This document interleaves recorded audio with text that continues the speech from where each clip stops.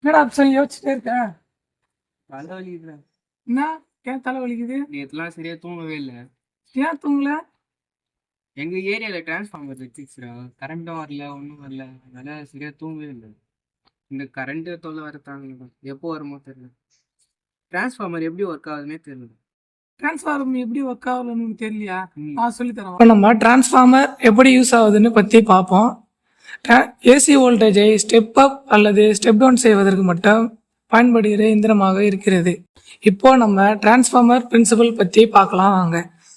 First transformer என்பது frequency மாறாமல் electrical பவரை ஒரு சர்க்கியூட்ல இருந்து மற்றொரு சர்க்கியூட்டுக்கு மாற்றி கொடுக்கக்கூடிய நிலையான எலக்ட்ரிக்கல் மிஷின் ஆகுங்க. இது எலக்ட்ரோ மேக்னெட்டின்னு சொல்லக்கூடிய இண்டக்ஷன் பிரின்சிபல் மூலியமாக தான் இந்த டிரான்ஸ்ஃபார்மர் வேலை செய்யுதுங்க. டிரான்ஸ்ஃபார்மர் பார்க்க எப்படி இருக்கும், இதோட வடிவமைப்பு எப்படி இருக்கும், இதனுடைய கன்ஸ்ட்ரக்ஷன் பற்றி தான் இப்போ நம்ம பார்க்க போகிறோம். ஏசி சப்ளை மற்றும் ஸ்டெப் டவுன் அல்லது ஸ்டெப் அப் செய்வதற்கு பயன்படுத்துகிறோம் இயந்திரம் தாங்க இந்த டிரான்ஸ்ஃபார்மர். இந்த டிரான்ஸ்ஃபார்மரில் மொத்தம் 3 பார்ட்ஸ் இருக்குது. ஒன்று பிரைமரி வைண்டிங், இன்னொன்று செகண்டரி வைண்டிங், மூணாவது லேமினேட்டட் கோர் வைண்டிங். ஃபஸ்ட்டு நம்ம பார்க்க போகிறது பிரைமரி வைண்டிங். எந்த வைண்டிங் இருக்குது ஏசி சப்ளை கொடுக்கின்றோமோ அந்த வைண்டிங்கை பிரைமரி வைண்டிங்னு சொல்லுவாங்க. இப்போ நம்ம பார்க்க போகிறது செகண்டரி வைண்டிங். எந்த வைண்டிங்கில் இருந்து எலக்ட்ரிக்கல் சப்ளைவான அவுட்புட் எடுக்கின்றோமோ அது செகண்டரி வைண்டிங்னு சொல்லுவாங்க. இப்போ கோரை பற்றி பார்ப்போம் வாங்க. கோரானது பொதுவாக 2 டிரான்ஸ்ஃபார்மரை வச்சு சொல்லுவாங்க.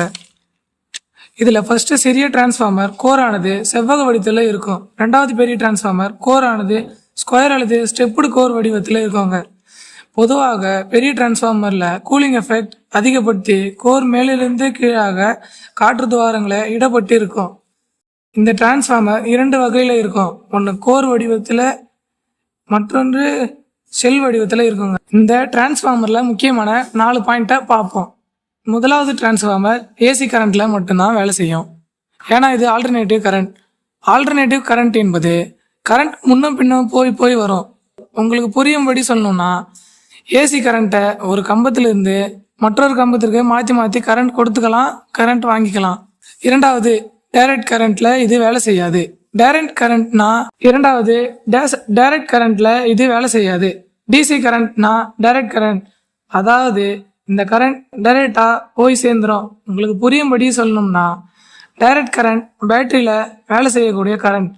இது ஒரு லைன்லேருந்து மற்றொரு லைனுக்கு கொடுக்க முடியாது. 3வது ஃப்ரீக்வன்சி சேஞ்ச் ஆகாது. 4வது தேவைப்படும் போது ஸ்டெப் அப் அல்லது ஸ்டெப் டவுன் செஞ்சுக்கலாம். எப்படி ஒர்க் ஆகுதுன்னு நான் சொல்லித்தரேன். சரிடா. டிரான்ஸ்ஃபார்மர் பற்றி நீ எனக்கு சொன்னது ரொம்ப புரிஞ்சுதுடா. உங்களுக்கும் புரிஞ்சிருக்குன்னு நினைக்கிறேன். தேங்க்யூ.